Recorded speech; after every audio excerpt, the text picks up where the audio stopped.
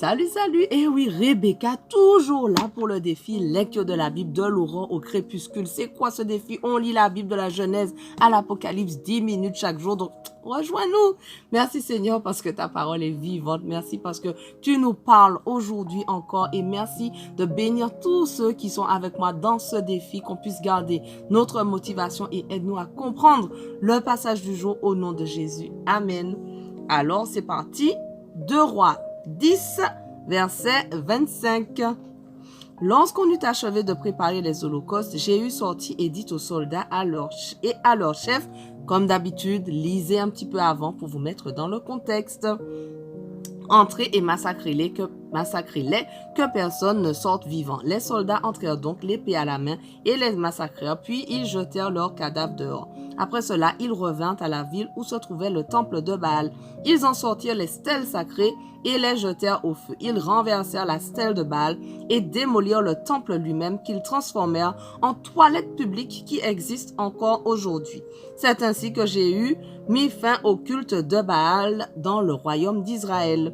Toutefois, il ne se détourna pas des péchés que Jéroboam, fils de Nébat, avait fait commettre à Israël, c'est-à-dire que les Israélites adorèrent les veaux d'or à Béthel et à Dan. L'Éternel lui fit cette promesse: pense que tu as bien accompli ce que je considère comme juste et que tu as traité la famille d'Akab tout à fait comme je le désirais. Tes descendants te succéderont sur le trône d'Israël jusqu'à la 4e génération.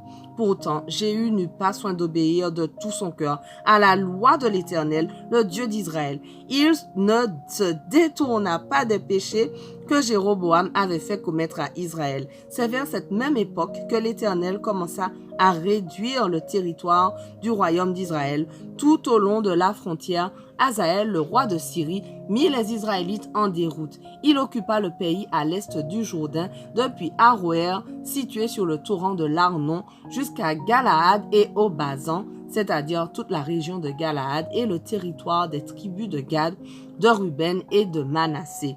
Les autres faits et gestes de Jéhu, toutes ses réalisations et toutes ses victoires sont cités dans le livre des annales des rois d'Israël. Jéhu rejoignit ses ancêtres décédés et on l'ensevelit à Samarie. Son fils Joahaz lui succéda sur le trône. Jéhu avait régné 28 ans sur Israël à Samarie. 2 Rois 11. Lorsque Athalie, la mère d'Ahazia, vit que son fils était mort, elle entreprit de faire mourir toute la descendance royale de Juda. Mais au moment du massacre, Yehosheba, fille du roi Yoram et sœur d'Ahazia, parvint à soustraire Joas, un fils d'Ahazia, au milieu de ses frères, pour l'installer avec sa nourrice dans le dortoir du temple. On le cacha ainsi d'Athalie et il échappa à la mort. Pendant 6 ans, il resta caché avec Yehosheba dans le temple de l'Éternel, tandis qu'Athalie régnait sur le pays. La 7e année, le prêtre Yehoyada fit venir les chefs des centaines des Cariens, ceux de la garde royale et des autres soldats de la garde. Il les convoqua auprès de lui au temple de l'Éternel. Il conclut une alliance avec eux, leur fit prêter serment dans l'enceinte du temple et leur présenta le fils du roi. Puis il leur donna les ordres suivants. Voici ce que vous allez faire. Ce prochain sabbat, l'une de vos compagnies sera de service. La première section monte d'ordinaire la garde au palais royal. La deuxième section se tient en faction à la porte de Sour. Et la 3e section surveille la porte derrière le corps de garde. Ces 3 sections monteront la garde à tour de rôle autour du temple. Vos 2 autres compagnies, composées de tous ceux qui normalement ne sont pas de service le jour du sabbat, monteront aussi la garde au temple de l'Éternel pour assurer la protection du jeune roi. Vous entourerez le roi de tous les côtés, chacun les armes à la main. Quiconque voudra forcer vos rangs sera mis à mort. Vous accompagnerez le roi dans toutes ses allées et venues. Les chefs de centaines exécutèrent ponctuellement tous les ordres que le prêtre Yehoyada leur avait ordonnés. Ils prirent chacun leurs hommes, ceux qui commençaient leur service le jour du repos et ceux qui le terminaient ce jour-là, et ils se rendirent vers le prêtre Yehoyada. Le prêtre remit au chef des centaines la lance et les boucliers du roi David qui se trouvaient dans le temple de l'Éternel.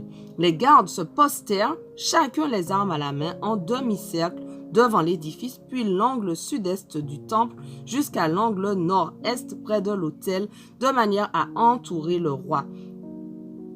Alors, le prêtre fit sortir le fils du roi, lui plaça la couronne sur la tête et lui remit l'acte de l'alliance. On le sacra roi en loignant d'huile, puis au milieu des applaudissements, tous crièrent « Vive le roi !» Athalie entendit le bruit du peuple qui accourait. Elle vint au milieu de la foule du temple de l'Éternel, regarda et vit le roi qui se tenait debout sur l'estrade, selon l'usage. Il était entouré des capitaines de la garde et des joueurs de trompettes. Toute la population exultait de joie, tandis que les musiciens sonnaient des trompettes. À ce stade, Athalie déchira ses vêtements et s'écria « C'est un complot, c'est un complot !» Alors le prêtre Yehoyada ordonna au chef de centaines qui commandait l'armée « Faites-la sortir de l'enceinte du temple entre les rangs, et si quelqu'un la suit, vous le mettrez à mort. » Car, avait dit le prêtre, qu'elle ne meure pas dans l'enceinte du temple de l'Éternel. Ils s'emparèrent donc d'Athalie et la menèrent vers le palais royal par l'entrée des chevaux. Là, elle fut mise à mort.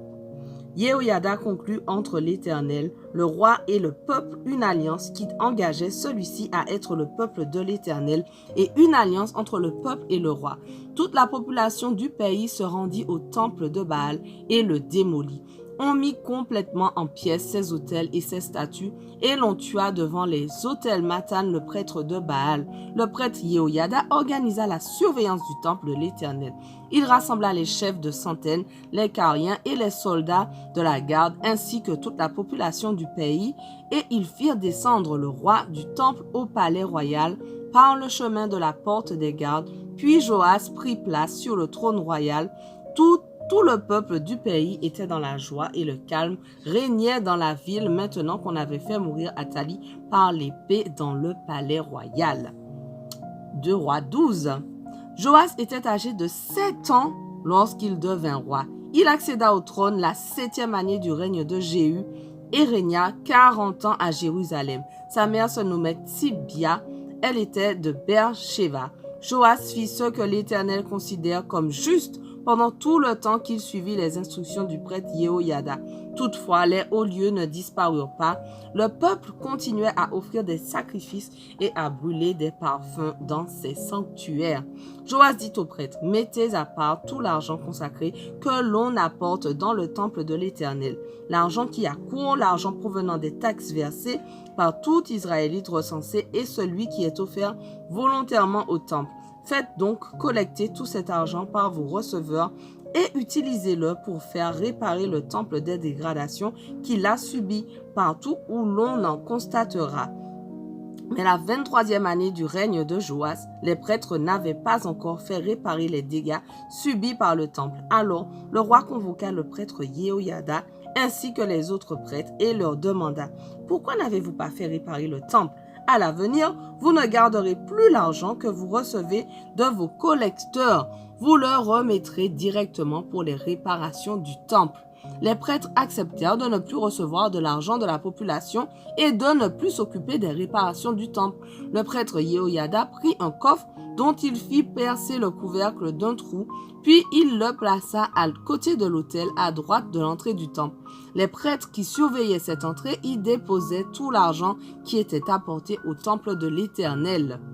Lorsqu'ils constataient qu'il y avait beaucoup d'argent dans le tronc, le secrétaire du roi venait avec le grand prêtre.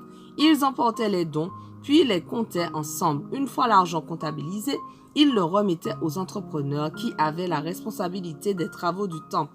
Avec cet argent, ceux-ci payaient les charpentiers et les ouvriers du bâtiment qui travaillaient à la réparation du temple de l'Éternel, ainsi que les maçons et les tailleurs de pierre. Ils achetaient le bois et les pierres de taille nécessaires pour réparer les dégradations du temple de l'Éternel et couvraient tous les frais de cette réfection. On n'utilisa pas les sommes apportées au temple pour confectionner des coupes à aspersion, des couteaux, des coupes, des trompettes ou d'autres objets d'or ou d'argent. On le remettait intégralement aux artisans qui faisaient le travail afin qu'ils effectuent les réparations du temple. Voilà, notre passage du jour touche à sa fin, mais on continue dès demain. Sois au rendez-vous, on ne lâche rien. Allez, sois béni.